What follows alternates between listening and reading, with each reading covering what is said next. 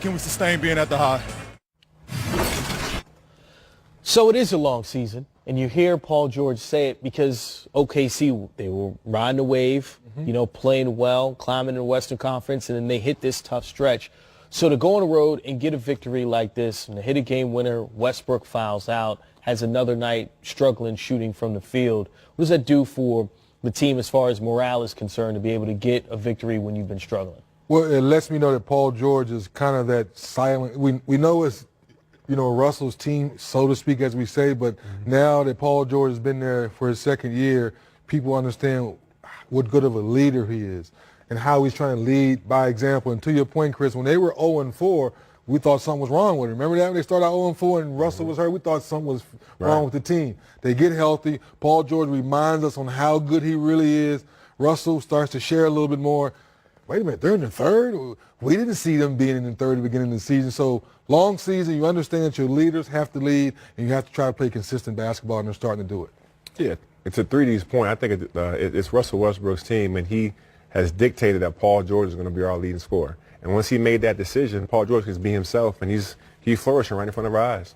Talk about shot selection with Russell Westbrook. 8 for 21 from the field today on the season, shooting 41%, the lowest since his rookie season. Is that a matter of, okay, he's getting open looks and just missing them, or do you think that's poor shot selection as the major key there? I think each night is a little different, but the nights he takes good shots, it seems like the offense flows better, and he takes good decisions. And when things are bad, you're looking at it like, wait a minute, Paul George hadn't touched the basketball. The ball's not going from one side of the floor to the other. So when you watch some of these plays develop, you say, all right, this is going Russ being Russ. You get to your sweet spot. I'm not totally mad at that shot, Booth, because he normally can make that. The question is how many times you come down in a row and just go to that same spot and shoot it. Now nobody's touching the basketball. There's no continuity, and that's when you get frustrated. And then he said, okay, let me calm down a little bit. I love the glass. I'm missing that too. So, Boo, when you think big picture with this team, when he takes better shot selection to make better decisions, everything flows better. Yeah, they're a better team when he makes good decisions. And for him, I think it's all, like you said, it's different every night. Some days he's got it going, some days he doesn't have it going. One thing that he always does, though, is get his teammates involved. And that's something I can appreciate as a big man who needs the point guard to get the ball to you. But for them moving forward, especially when the postseason gets here come April and May, you got to always make the right decision, because if you don't, it can really bite you in the butt. And you say a big that needs a point guard to get you involved. Nowadays, we got a guy like Ben Simmons who is getting people involved on the perimeter, but also playing as a big. That's really been working out well for Philadelphia. We know they lost this game, but they still had 28 assists coming into this one. They had 78 assists in their previous 2 games. Wow. That's the best 2-game stretch for the 76ers since 1982. How is that working so well with Ben Simmons working from the post and getting guys involved? Well, I think Brett Brown has done an excellent job, in my opinion, to cancel out the naysayers and keeping him away from the three-point line. At 6'10", whoever guards you, you should dominate your matchup by going to the post and the mid-post. And then when they start double-teaming, now you can be Brian or Magic or be whatever, because you're so tall you can see over the double-team and pick people apart. The only thing I will challenge him with, when I saw him the other night, Booze, is get your free throws together. Yeah. Because as you get into the playoffs and people start fouling you and you're a liability, we saw, I think, with one game last year in the playoffs, he was like 2 of 12 or something crazy. That's where you hurt your team the most. The three-point shooting, I think we over-talk. But when you're a late-game situation, you got the ball, now it's hack or bend, because they're going to send you to the free throw line, and that means Joel Embiid, less touches for J.J. Redick on down, less touches for Jimmy Butler. That's where I think Ben Simmons needs to continue to work on his game. When trying to defend a player like that, as far as a guy that's going to have the height advantage over you, but still going to be looking to pass and can finish around the rim, how difficult is that to defend? No, it's tough. I remember being in Utah and going against the Lakers when they had Lamar Odom, who was 6'10", can handle the ball very well, get the rebound and bring it up himself. He was very similar, could score, could make plays for his teammates. And that's what Ben Simmons does. He gets the rebound, he takes off, he's like a one-man fast break, but he's a phenomenal playmaker with great vision and with that height. So it's very tough for opposing power forwards. Do you put the power forward on him? Do you put the point guard on him where he takes advantage of you in the post? So he's a matchup nightmare. The one thing, like 3D said, is if he can get his free throws down and if he can get a consistent, like 16, 17-foot jumper, it don't have to be a 3, but if you could take a step in, knock that down consistently, it takes him even higher. All right, here's Brett Brown following that Philadelphia tough loss against the Oklahoma City Thunder.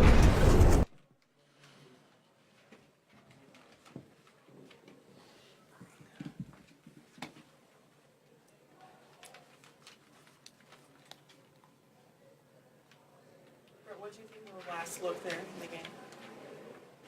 The one where Ben dribble handoff to Jimmy. You know, I thought we were trying to create an environment where Ben could attack as best he could, keep the court spread. He cut the driving line off and, you know, ran a dribble handoff to Jimmy. We were out of timeouts at that stage.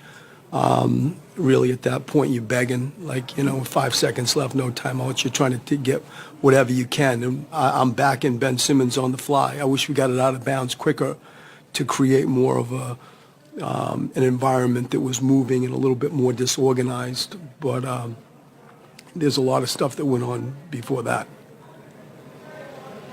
What went into the decision to trap out of that after dribbling the free throw? Yeah, just we were out of timeouts.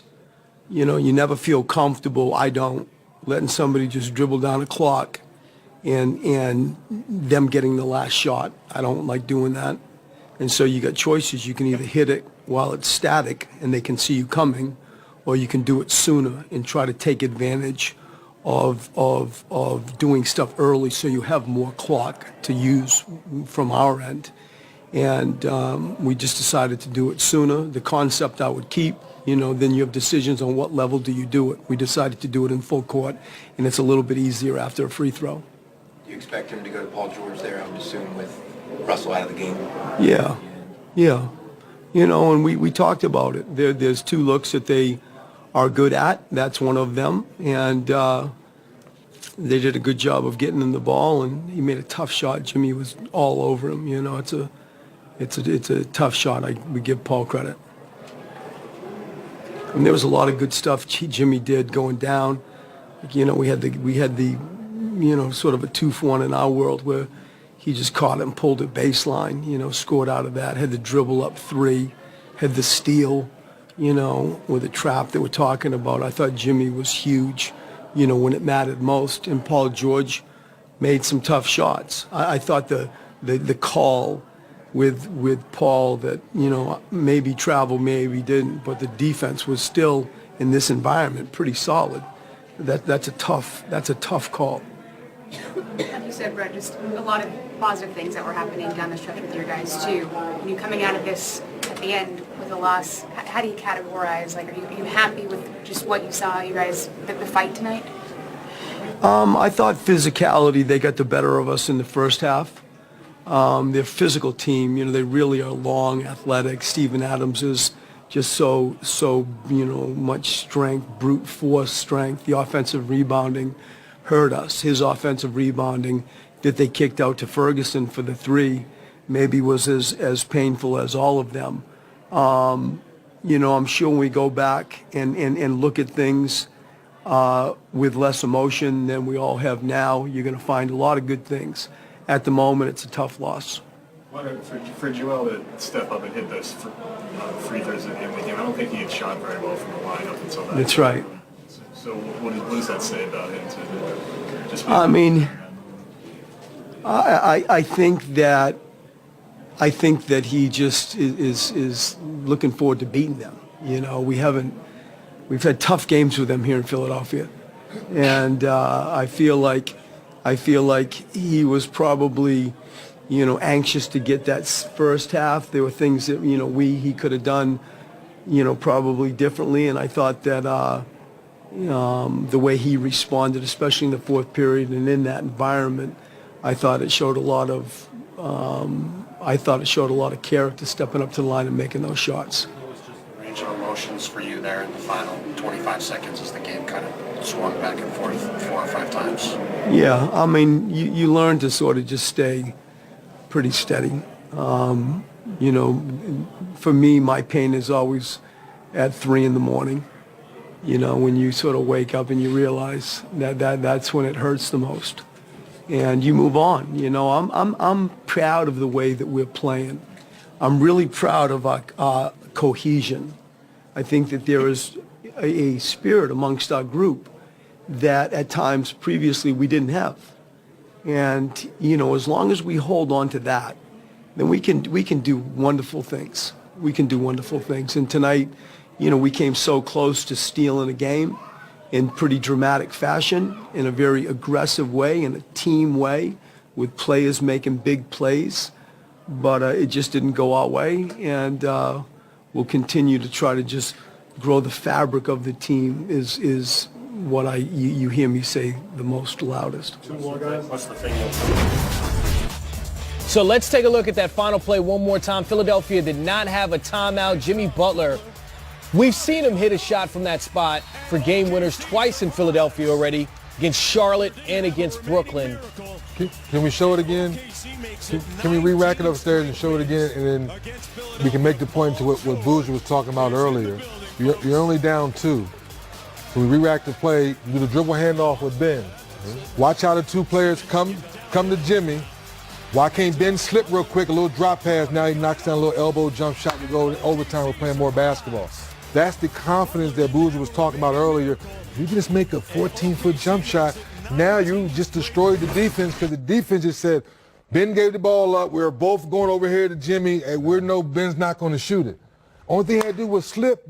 We thought it was only 2 seconds, 5.1. A lot of time. 5.1 is a lot of activity could have happened there. So that's what we're trying to help Ben for the next evolution of him being a great player, is that forget about the 3. Just get a 15, 14-footer, little floater from there. Now you extend the game more basketball. On the flip side of that, to your point we just talked about off camera, teams are starting to scout Jimmy Butler and the Sixers. They know he hit 2 big game-winning shots from that spot. You saw OKC trapped him right there, made it tough for him to make a play.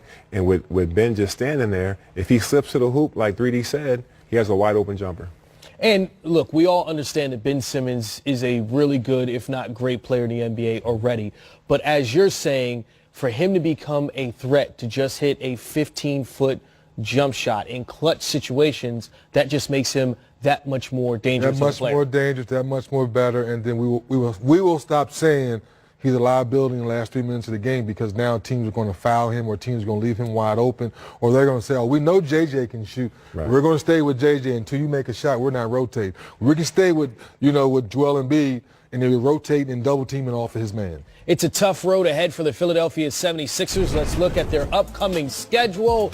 Ooh, and look at the records the teams they're facing. All above 500. All above 500, yeah. And above 500. Even the Sacramento Kings is a tough game nowadays. Maybe 3 or 4 years ago, you say, oh, we can take, that's chicken noodle soup. No, that's beef and potato now. You better bring a spoon. Yeah. The Rockets with James Harden, the Spurs, one of the hottest teams in the league. The Nuggets, top team out west. The Lakers, LeBron James should be back for that. The Warriors, we know who they are. Like you said, the Kings. Raptors, most wins in the NBA. Nuggets again. Lakers with LeBron. And then the Celtics, who are also headed in the right direction. Philadelphia.